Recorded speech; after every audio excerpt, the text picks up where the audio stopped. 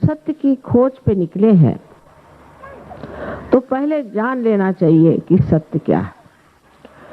इस सत्य को भी अगर आप देखें तो हर एक धर्म में कहा गया, किसी भी धर्म में खराबी नहीं।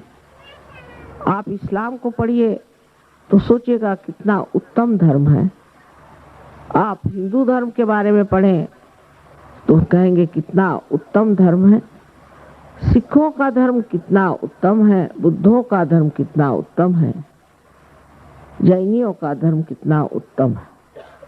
लेकिन ये सब उत्तमोत्तम सारे जो पुष्प एक अध्यात्म के वृक्ष पे आए थे वो आज सब ने तोड़ लिए हैं और हर एक इस टूटे हुए, मुरझाए हुए, मरे हुए फूल को मेरा ये करके झगड़ा कर रहा है।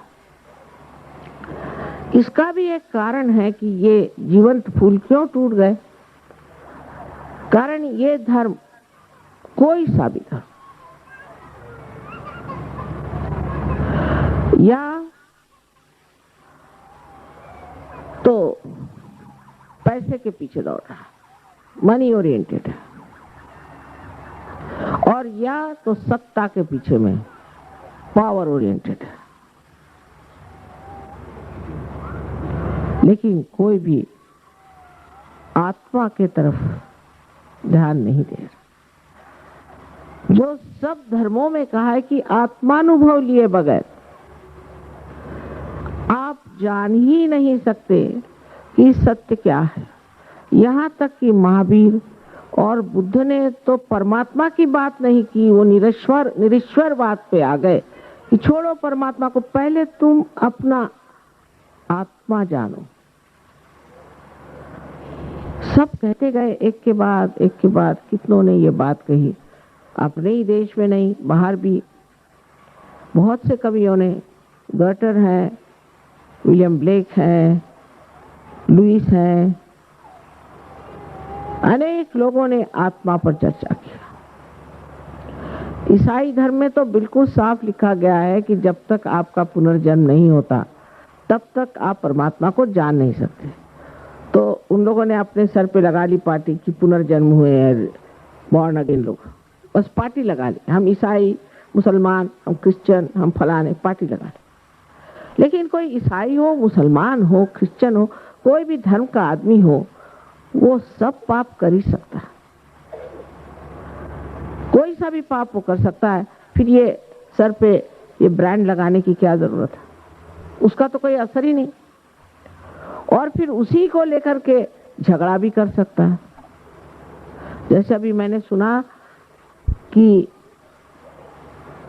अजरबैजान को, वहाँ के लोग जो अजरबैजान हैं, उनको आर्मेनियंस ने मारा, और मारने से पहले वो बाइबल पढ़ते थे। बताइए, ईसा मसीह जिसने क्रूस पर सबको माफ कर दिया, वो ईसाई लोग बाइबल पढ़ के जाके सबको मारते थे क्योंकि आप मुसलमान।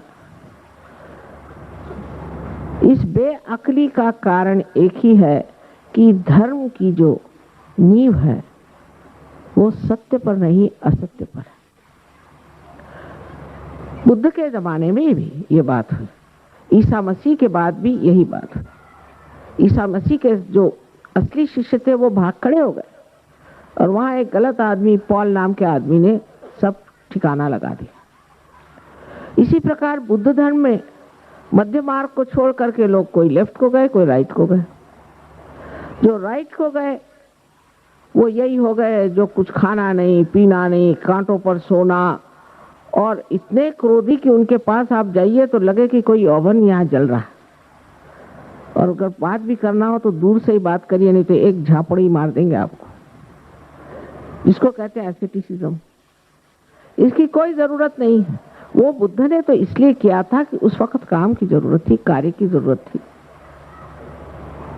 और दूसरे हुए वो तांत्रिक बने घूम रहे हैं। मैंने सुना दिल्ली में बहुत से तांत्रिक घुसे हुए हैं, और सब लोग इन तांत्रिकों की चरण सेवा कर रहे हैं।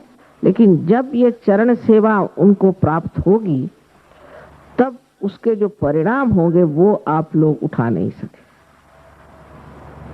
इन तांत्रिकों से भी बहुत ज्यादा जकड़ हो गई है।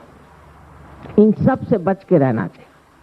ऐसी ऐसी ये बीमारियां फैलाते हैं, ऐसी ऐसी तकलीफें देते हैं, क्योंकि सारे में पैसे का तो अनुभव है।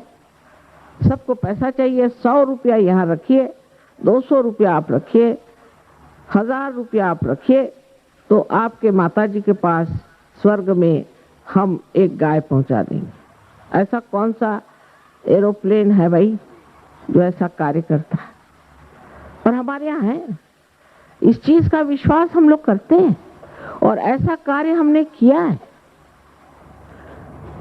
इस जकड़न से भी निकलना बहुत जरूरी है कि समझना कि सत्य में मनुष्य को आत्मा ही के रूप पर, आत्मा ही के ओर उतरना।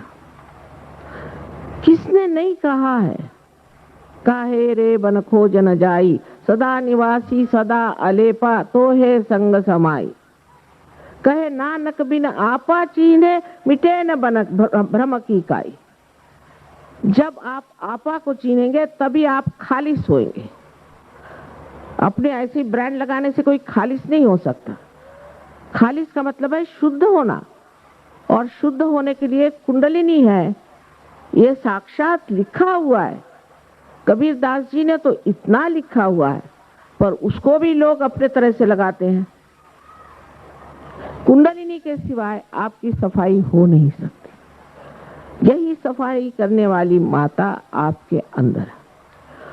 और जब यह आत्मा का प्रकाश आपके अंदर आ जाएगा, तब आप सारे धर्मों का तत्व समझ करके सबका मान करेंगे। और जितने भी अवतरण हुए, जितने भी दृष्टा हुए, जितने भी प्रेषित हुए, प्रॉफिट्स हुए, सबका आप मान करेंगे और उनकी पूजा करें। सहयोग में हमारे बहुत सारे मुसलमान हैं और उनसे भी अधिक जू लोग हैं जो कि बिल्कुल मोहम्मद साहब को नहीं मानते, ना ईसा को मानते हैं, और दोनों ही मोहम्मद साहब को और ईसा को पूछते हैं। उसी प्रकार हिंदू लोग हैं, वो भी इन सब को मानते हैं। जब सब धर्म एक हो जाएगा, तब आप कौन सी चीज लेके लड़िएगा? तब आपका फंडामेंटलिज्म कहाँ जाएगा? इस आज के विशेष समय पर हम लोग जानते हैं कि पॉलिटिकल प्रॉब्लम तो दुनिया का गोर्बाचेव ने कम कर ही दिया, क्योंकि वो भी एक साक्षात्कारी पुरुष है। लेकिन जो ये फंडामेंटलिज्म का प्रश्न है, वो सहयोग तोड़ेगा। बगैर सहयोग के ये प्रश्न टूट नहीं सकेगा। और मुझे कोई मार्ग दिखाई नहीं देता जिससे लोगों की दिमाग में ये प्रकाश आएगा कि सब धर्म एक तत्व पे उभे हैं, खड़े हैं।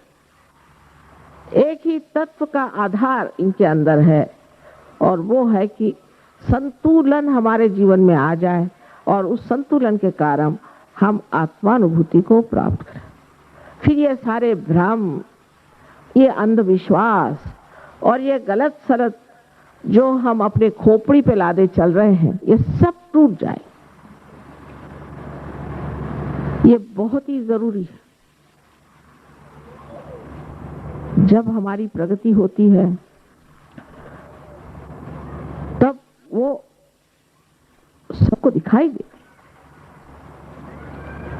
उसका प्रकाश सबको दिखाई देता है, उसका असर सब पर आता है। आज जो चक्रों के बारे में आपको बताया गया है, ये वास्तविक आपके अंदर पूरा बना हुआ ऐसा यंत्र है। ये आपकी उत्पत्ति से लेकर के जो आपकी उन्नति हुई है इवोल्यूशन में, वो सारी की सारी इन चक्रों में है। और अब आखिरी थोड़ा सा और आपको चढ़ना, थोड़ा सा, जब आपकी कुंडलिनी जागृत हो करके और आपके ब्रह्मरंध्र को छेद दे। उसी के साथ साथ, क्योंकि आपका शारीरिक, मानसिक, बौद्धिक और आत्मिक जितना भी कुछ कार्य है वो यही चक्र करते हैं। इसलिए जैसे ही कुंडलिनी आपके इन चक्रों में जागृत हो जाएगी, वो उसको प्लावित करेगी, नरिश करेगी और उसको समग्र करेगी, उन चक्रों को पिरो देगी एक धागे में। माने आप में समग्रता आ जाएगी, इंटीग्रेशन आ जाएगा और आपके सेंट्रल नर्वस सिस्टम पर, आपके मज्जा तंतु पर आपको महसूस होगा, सत्य आपको महसूस होगा।